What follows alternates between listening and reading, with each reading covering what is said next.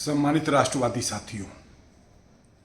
मैं श्रीनिवास राष्ट्रवादी संस्थापक भारत रक्षा दल ट्रस्ट आज पुनः देश और समाज के मुद्दे के ऊपर आप सभी का देश में हुए दो राज्यों महाराष्ट्र, झारखंड और अनेकों राज्यों में उपचुनाव और विशेष रूप से उत्तर प्रदेश में जो 9 विधानसभाओं के चुनाव हुए हैं,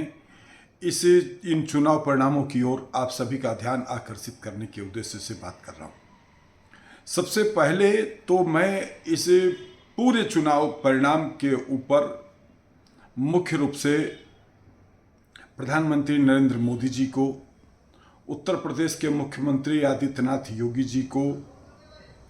महाराष्ट्र के मुख्यमंत्री एकनाथ शिंदे जी को, देवेंद्र फडणवीस जी को विशेष रूप से बधाई ज्ञापित करता हूं कि यह पूरा का पूरा चुनाव जो आप लोगों के राज्यों में, जैसे उत्तर प्रदेश में योगी जी के नेतृत्व में चुनाव लड़ा गया, यह चुनाव एक ऐसा परिणाम लेकर के आया है जिसे हम एक लाइन में अगर यह कहें तो यह चुनाव राष्ट्रवाद की जीत का परिचायक है। आप सभी देशवासियों को ज्ञात ही है कि लोकसभा चुनाव के परिणाम जो आए और उसमें उत्तर प्रदेश का जो चुनाव परिणाम आया वह राष्ट्रवादियों के लिए एक प्रकार से निराशाजनक था और जातिवाद उस पर जो है हावी हो गया और राष्ट्रवाद किसी न किसी रूप में जो है हार गया था। लेकिन उसके बाद के हालातों और परिस्थितियों के बाद अभी कुछ दिन पहले ही हरियाणा का चुनाव आपके सामने है, जम्मू कश्मीर में भी चुनाव हुआ था। हरियाणा में भारतीय जनता पार्टी की सरकार बनी, जम्मू कश्मीर में नहीं बन पाई, लेकिन जम्मू कश्मीर में सशक्त विपक्ष के रूप में भारतीय जनता पार्टी वहां पर आई है। और उसके बाद यह चुनाव महाराष्ट्र हमारे क्रांतिकारियों छत्रपति शिवाजी महाराज की कर्मस्थली से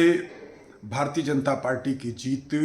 शिवसेना की जीत की मैं बधाई देना चाहता हूं। और उत्तर प्रदेश में जो एक बड़बोले नेता हैं माननीय अखिलेश यादव जी, इनके बड़बोलेपन की हार पर हम प्रसन्न हैं, क्योंकि राहुल गांधी जी, अखिलेश यादव जी बिहार के उनके लालू के लड़के का नाम लालू प्रसाद जी को मान लेते हैं। इन सब लोगों ने एक प्रकार से हम किसी भी तरह से सत्ता में आ जाएं, इसके लिए हिंदू समाज को विभाजित करो, जातिवाद में विभाजित करो और एक वर्ग विशेष को संगठित करो, और वह ऐसा ही फार्मूले पर काम कर रहे थे। उन्हें पता था कि खास तौर पे खुल के कहना चाहूँगा कि मुस्लिम समुदाय इनके पक्ष में एक तरफा वोट करता है और इन लोगों को ने प्लानिंग के तहत कि हिंदुओं को आपस में बांटो और यह एक वर्ग हमारे साथ है, इस तरीके का एक गठबंधन जो बनाने का प्रयास किया गया, अब वह गठबंधन की गांठ खुल गई है और राष्ट्रवाद की जीत हुई है। एक रहोगे तो सेफ रहोगे, बटोगे तो कटोगे का नारा चरितार्थ हुआ है। और इसके लिए मैं मुख्य रूप से फिर से आदित्यनाथ योगी जी को, प्रधानमंत्री नरेंद्र मोदी जी को राष्ट्रीय स्तर पर बधाई ज्ञापित करता हूं और आप सभी देशवासियों से पुनः यह बात कहना चाहता हूं कि संगठित रहिए, संगठन में शक्ति है, एक रहेंगे तो सेफ रहेंगे। मित्रों, थोड़ी सी हमारी आपकी जो है